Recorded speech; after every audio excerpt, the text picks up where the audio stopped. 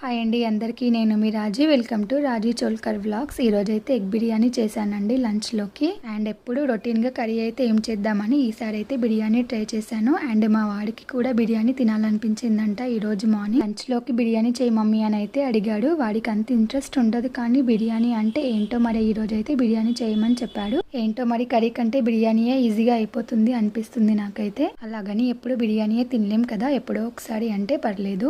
ఇంకా ఈ బిర్యానీ విషయానికి వస్తే ఎక్కువ స్పైసెస్ ఏం లేకుండా మైల్డ్ ఫ్లేవర్తో అయితే చేశాను. పిల్లలు ఈజీగా తినేలాగా ఉంటుంది. బాయిల్ చేసిన ఎగ్స్ని ప్యాన్లో ఉప్పు, పసుపు, కారం, ఆయిల్ వేసి ఎగ్స్ని ఫ్రై చేసి పక్కన పెట్టుకోవాలి. అదే ప్యాన్లో ఇంకొంచెం ఆయిల్ వేసి బిర్యానీ స్పైసెస్, పచ్చిమిర్చి, ఆనియన్స్ వేసుకొని ఆనియన్స్ గోల్డెన్ బ్రౌన్ వచ్చే వరకు ఫ్రై చేసుకోవాలి. ఇప్పుడు ఉప్పు, కారం, పసుపు, అల్లం వెల్లుల్లి పేస్ట్, గరం మసాలా, బిర్యానీ మసాలా కూడా వేసి బాగా ఫ్రై చేసుకున్న తర్వాత టమాటా ప్యూరీని కూడా వేసి ఆయిల్ పైకి తేలే వరకు ఫ్రై చేసుకోవాలి.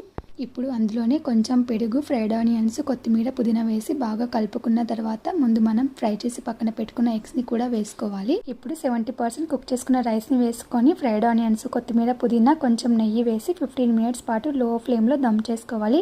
అంతే, బిర్యానీ రెడీ అయిపోతుంది. ఈ వీడియో మీకు ఎలా అనిపించిందో కామెంట్ చేయండి. అలాగే సబ్స్క్రైబ్ చేసుకొని కొంచెం సపోర్ట్ చేయండి.